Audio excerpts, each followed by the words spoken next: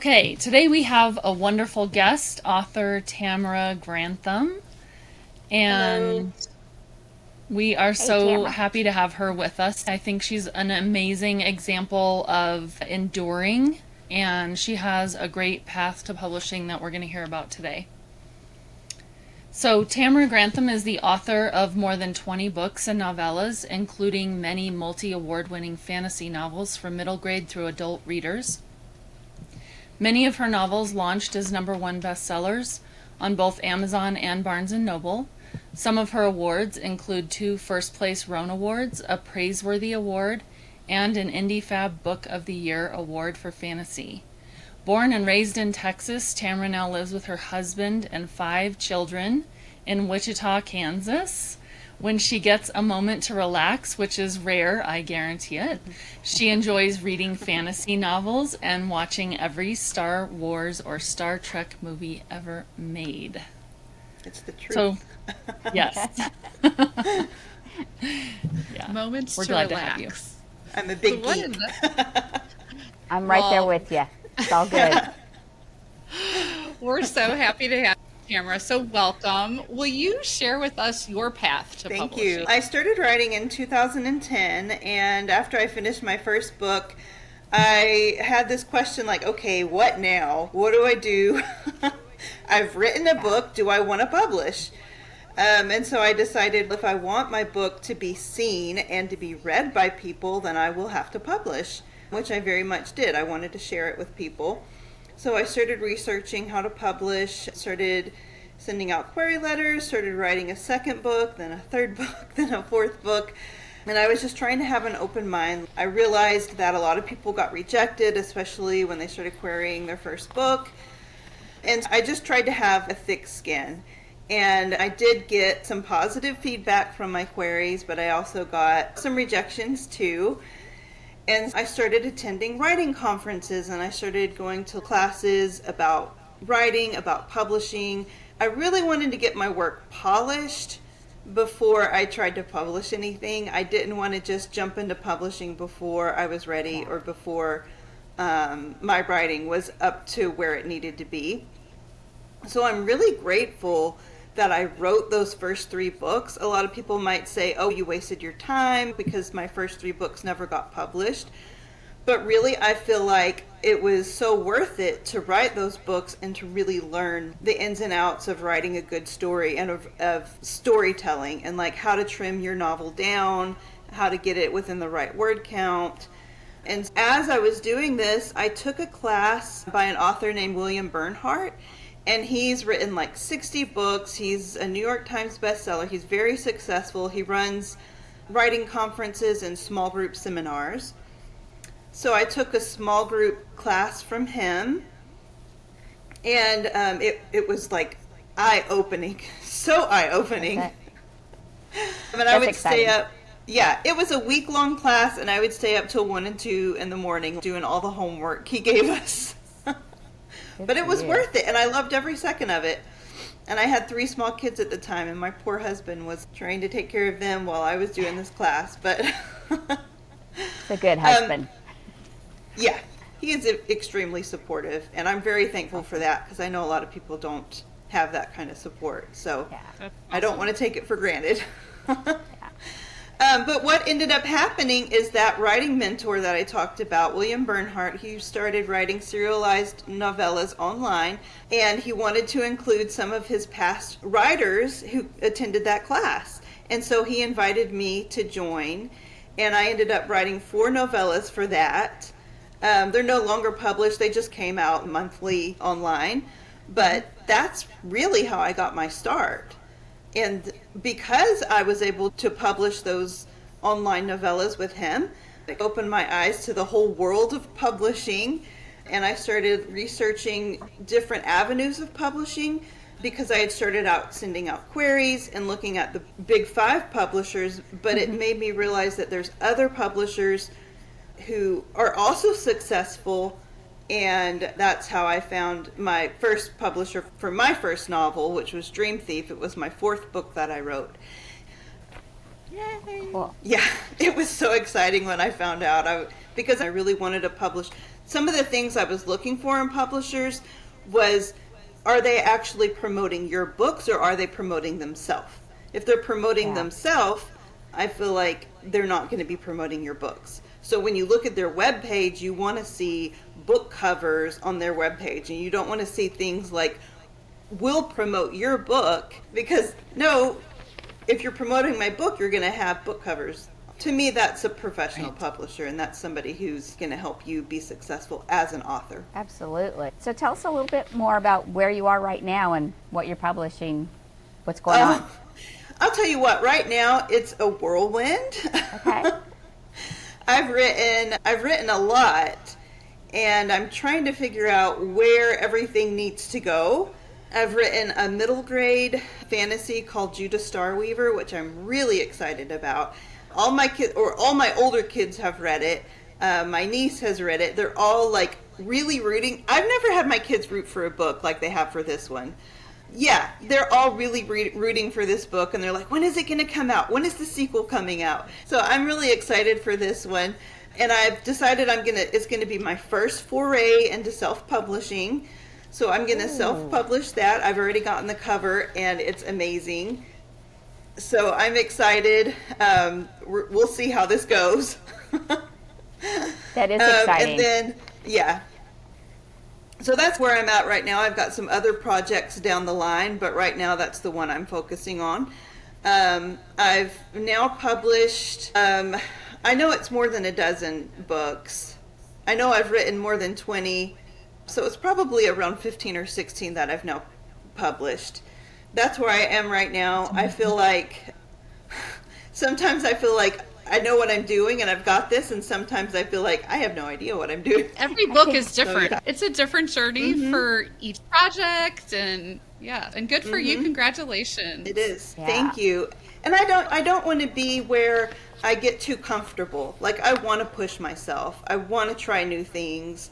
I don't want to just be stuck in a rut of, okay, this is how you're going to publish and that's it for forever. That's why I wanted to step into self-publishing and see, can I be more successful with it? If it flops, then I'll have learned something. You're going to have to come back and tell us how it goes then too, because now I'm really curious to hear about your give journey an for that. update. That's exciting. Tamara, if you could do it over, would you follow the same path? Do you think that it was the path for you? I think so. I feel like my books with CTP were really successful. Out, right? They're still out. They're still selling. They're Yeah. still doing really well. One advantage I think that small publishers have sometimes is longevity. They can really take a book and keep it out for a longer amount of time, which is a definite benefit. Yes. Now, most of my sales are ebook sales, which it's fine with me. I'm happy just to have readers reading my books. I don't really care what format they read it in. Most of my print book sales comes from me going to Comic-Cons and reader cons and things like that, and me personally selling my own book there. So I don't have a lot of books on the shelves like at traditional bookstores, which is something I would love to have someday. But for right now, I'm just, like I said, I'm just happy to get books in the hands of readers in whatever format. That's the goal, right? Absolutely. That's where you That is need the it to goal. be. Yeah. That's great. Can you tell us a little bit more about, you talked a little bit about your marketing, and I know you do a bunch with launch teams, and getting first on Amazon when you launch is awesome. Tell us your secret sauce. Oh, You know. okay. I guess it starts with my newsletter. I've been working really hard on getting subscribers for my newsletter, getting a professional looking newsletter, posting to it frequently, making sure that I have a sign up for my newsletter wherever I go. Like the events that I was telling you, like I go to the Comic-Cons, do some local events here. They do Renaissance festivals here, which are really fun. I really enjoy selling at the Renaissance Festival bet. because my books are fantasies. I Great dress idea. up and do all the things. Yeah. Ooh, we need And so pictures, Tamara. I have okay. I don't dress up that much. Oh. I'll bring my kids in sometime. One of the previous times, my two little boys who are ages 10 and 8, dressed up as a knight and a dragon. That was fun. Yeah. So cute. You have your own little street team at your own house. Yeah. Yeah. Yes. We'll talk about that for another episode, right? Yeah. Exactly. And I'll have to send pictures. So Yes. So I have a question. Do you think that you do more marketing than you would if you were a traditionally published author, or do you think that's a myth that you have to do the marketing anyway? I think it is a myth. I think you're going to have to do your own marketing anyway. And in fact, I think when you sign up with a publisher, no matter who the publisher is, they want to see that you've got a website, and they want to see that you have an online presence. They want to see all your social media links. This is definitely not, I'm going to write and hand my stuff over to a publisher and never do anything. I don't think you can get away with that anymore. Maybe 30 or 40 years you could, when there was no internet. But now that there's internet, I think it really doesn't matter who your publisher is. You're going to have to do marketing. Yeah. And hopefully your publisher helps you with it.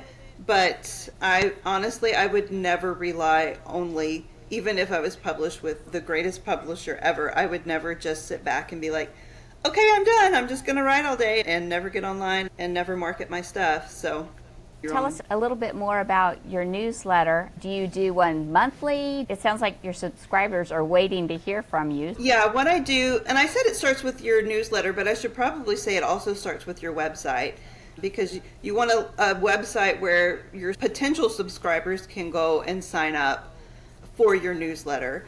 And what I do is I give away a free novella. So when you sign up for my newsletter, you get that free novella. I change it up every now and then. I don't want it to be the same thing all the time. Right now I've got a spoof on the Guardians of the Galaxy, which I think is fun. I have quite a few book series out now, so I wanted something that would showcase all of my different writing styles into one thing. So that's what I've got up right now, but I'll probably change it eventually when I've got something else that I want to send out. Anyway, so that's like a reader magnet. Some people call it like a cookie, or it's the little sausage at Costco that the lady's giving out that you eat, and you're like, okay, I'm going to buy the whole package now. That's basically what that is. And so you want people to be able to go to your website, or I do a lot of online like giveaways. There's websites, for example, one of them is called My Book Cave, where readers can go in and they can see this page of like 30 different fantasy novels or whatever genre they read. And they can get that fantasy novel for free if they sign up for your newsletter. So that's how I get a lot of my subscribers. Yeah. That's great. I think it's nice that they're all in the same genre too, so you're going to get readers who already like what you write and not a reader who reads, say, thrillers or something, because I don't write thrillers, so I don't really want them signing up for my newsletter. I want readers who are already going to be invested in what I'm writing. Those were great tips for all of us. They are great. Okay, so now that you've been doing this for a while, you've tried different things, what would you say to our listeners in our community? What are some of the advantages versus disadvantages that you personally have experienced with just small publishers in general? I feel like with small publishers, you get a lot more control over your book. You get more control over the book cover and over the edits, and you get more control over what your book is going to be priced at, things like that. What you don't get is you don't get your book on the shelf in, say, Barnes and Nobles, which is, I have been able to get my book on the shelf, like at my local Barnes and Nobles, my local library, and things like that. But if I wanted a nationwide distribution of my books on the shelf, I would need a bigger publisher. And I know that my publisher did have books on shelves for a little while, but that's a tricky business because paper and print costs money. And those bookstores, the publishers have to rent out space at a bookstore. And if a book doesn't sell within a certain amount of time, then it gets taken off the shelf, the cover gets ripped off. They can't sell that book anymore. So it really is, it's a lot trickier than an ebook, because an ebook, it's digital. You're not spending any money on paper or printing it. It doesn't have to sit on a shelf, so you don't have to rent out that space. So I think what happened with the smaller publishers and with self-publishers is they've really taken advantage of ebooks.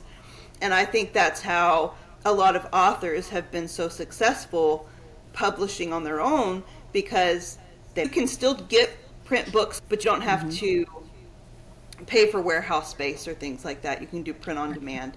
So I think the advantages of a smaller publisher, you get more control. The disadvantages, you don't get to be on the big bookshelves and things like that.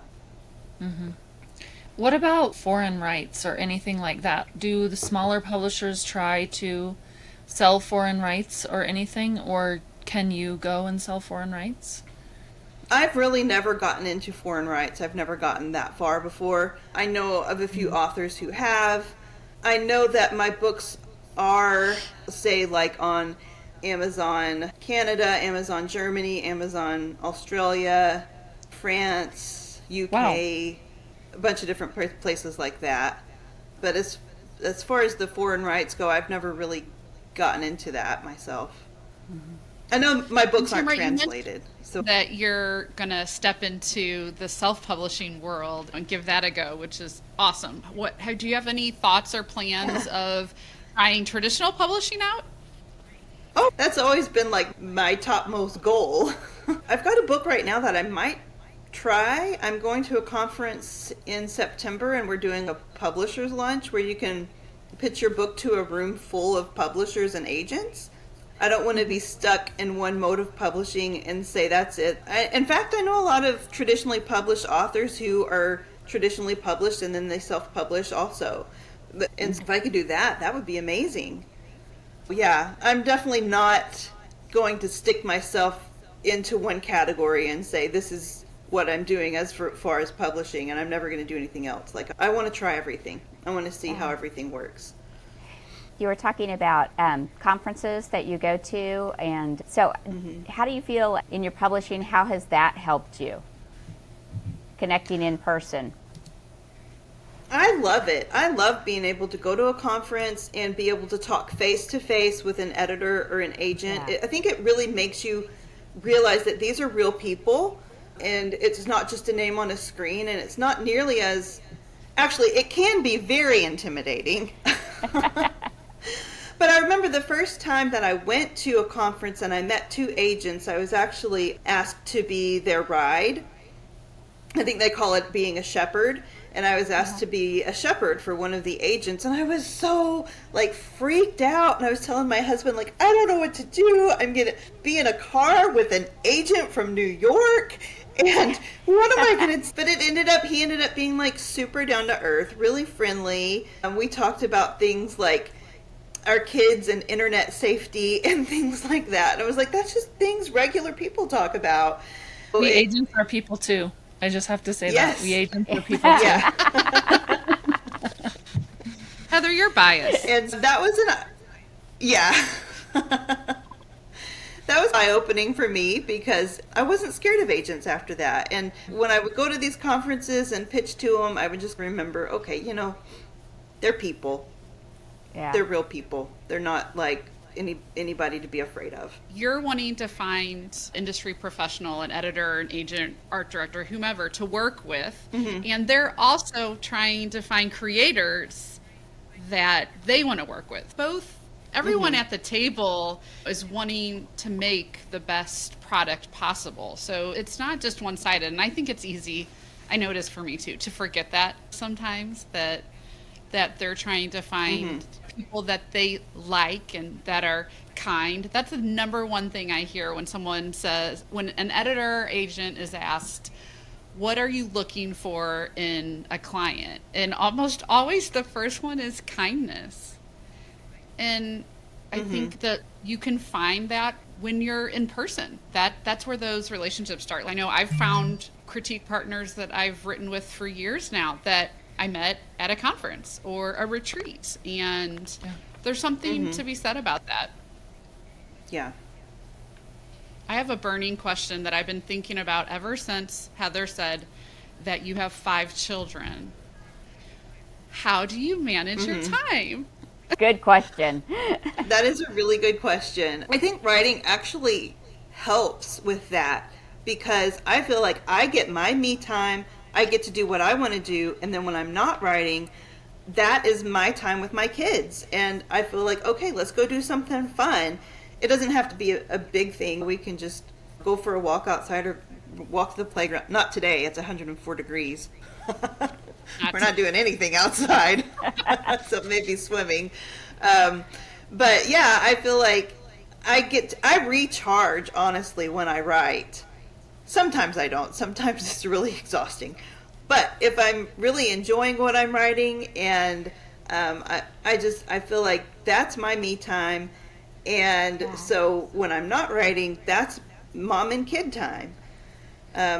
Before I started writing, it was really hard for me to kind of balance that. Like, it's hard for me to have any me time. It was like all kid time.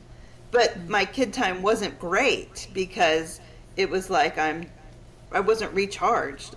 And so I feel as a mom, if it's writing, if it's reading, if it's crocheting, like you've got to do something for yourself so that when you do spend time with your kids, you're able to give 100%.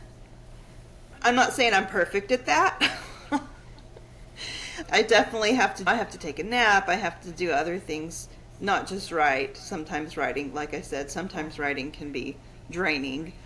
But for the most part, writing for me has been really good as far as me having 5 kids to raise. That's awesome. Do you have a set schedule, or is it like when mom puts on this fabulous hat, she's in writer mode, don't talk to her, or how does that work for you all? I write in the mornings because my brain just doesn't work very well at night. In fact, when it's around 8 o'clock, I'm like, Mom's checking out. We'll see you later, kids. I know some people are really fabulous writers at night, but for me, it's like I wake up early and I write. In fact, me and Heather usually write together in the morning. That's cool. I totally recommend having a writing buddy because we check in with each other. We haven't been doing so good this summer, but it's summer. But during the school year, I have more of a strict schedule because I have to drop my kids off to school in the morning, and then I come home and I write for an hour with Heather. And we keep each other accountable, and I feel like that's a fabulous way to write when you have an accountability partner. It's I think literally that's the only something way that's really I write. important. Yeah. I just So think do you that guys, like- accountability partner is Yeah. great. Do you text each other, or do you call, hey, all right, we're starting, and then check in at the end of the hour kind of thing? We do Facebook video. So It works you can great. just see each other writing. That's We're awesome. on video the whole time, so every now and then I'll be typing and I'll look over at Heather and she'll be typing, and then sometimes I'm like, hey, can you help me with this? Or she'll be like, hey, can you help me with that? Or so we're on video the whole time. So if we need to ask each other a question or just vent about something, which sometimes happens, she always apologizes for it. And I'm like, no, please do. I need to be able to talk to somebody and vent, and I'm fine with you venting to me. That's great, though, to have a partnership. I think that's one of the things that we hope for all of our listeners, that we develop community like that to support each other in our writing journeys. It's so critical to have a writing buddy, a writing group. Yeah, because writing can get to be lonely, especially if it's just you in your own head and you're writing. I think it is really beneficial to be able to talk to somebody about it. Yeah, and when you're at different stages of it, like drafting versus revision, it's nice to have someone to hold you accountable to whatever your goal, your short-term, long-term goals are. So that's awesome. Thanks for sharing your all's morning ritual. We appreciate it. Yeah, we were talking earlier. We're like, we both miss it. I've been on vacation. She's been on vacation. Our paths have not been on the same path during the summer, but it happens every summer. But during the school year, we're pretty good about meeting every day, every weekday. Every Monday through Friday. All right. Without naming names, perhaps you can tell us a little bit about what happened with one of your middle grade novels. Yeah, so I had a middle grade novel come out, and I just want to say this publisher did a really good job with editing and the cover art. I was really pleased with it. And they told me that if book 1 did well, that they would publish the sequel. and this book needs a sequel because ends, I wouldn't call it a cliffhanger, but you definitely want the next book after you've read the first one. Yeah. So, man, I worked my butt off, and I launched at #1 on Amazon, and it was doing fabulously for a couple weeks. And then I went to check one day, and it was pulled off Amazon, which is really weird. And a bunch of other authors from this same publisher were also pulled off Amazon. I emailed them, which I wish I wouldn't have had to have done. I wish they could have emailed me and let me know. And the only response I got was, don't expect it to be up anytime soon. Oh. So it was the publisher. I don't think the publisher pulled it off Amazon. I think Amazon pulled it down. I don't know for what, except that I think the publisher must have not adhered to Amazon's terms of service. And so it wasn't just my book. It was a lot of books that got pulled off. So it stayed off for about, I don't remember how long, maybe 5 or 6 weeks. To me, it felt like a million years. Oh, yeah. I bet. And by the time it got back up, it had just lost all its momentum. And it was just very sad because I thought I was going to get approved to write that sequel. And then after that, I was like, so I don't know, am I going to get approved for that sequel or not? And then I find out that they only want to publish nonfiction from that point on. I don't write nonfiction, I write fiction, and there's just no... But I've recently been in contact with them, and they've actually been really good. I've been able to get my rights back and keep the cover. Oh, and they usually don't let you keep the cover, but I'm going to be able to keep the cover. I'm going to be able to get the same editor and the same cover artist for the sequel. Yay! So which I'm going to self-publish also. Self-publish. That's exciting. There will be a sequel. It's going to have a cover that's going to match the first cover. I'm going to have the same editor, so even that's going to be cohesive. I don't want my books to look like they don't go together. I want them to be cohesive. And I've already finished the sequel. I was writing that we had a retreat at the castle. So I was writing the castle scene of that book while we were at the castle, which I thought was so fitting. Yeah. So everything is working out and it's all on track. And I don't want to say a whole lot bad about, I don't know what happened. And I wish I would have been told what had happened, but I was never told. But they were actually really good in the end to be able to give my rights back. And so just will you relaunch the first one again? Relaunch it as a self-published, or maybe as a package? I think I will, and I think I'll include a bonus chapter in there, just something to make people feel like they're getting something new. And actually, when I wrote that book, I had written alternate first chapter, which is a fun one. It's behind the scenes. So I think I'll actually go back and just include that chapter. Nice. And I think just making sure fans get something a little new if they're going to have to buy this book again. With publishing, you have ups and downs all the time.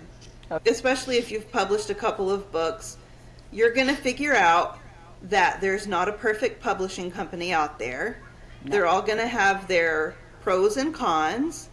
And even if you self-publish, you're not going to be a perfect publisher either. Right. But at least with self-publishing, I feel like I'm going to get a little more control. I'll at least know what's going on. But that's just how it is. It's just, that's how life is. You've got ups and downs and things that go your way and things that don't go your way. And you just have to endure it and don't give up. I know some authors who've had things like that happen and say, I'm never writing again. It was just too hard and I'm not going to do it again.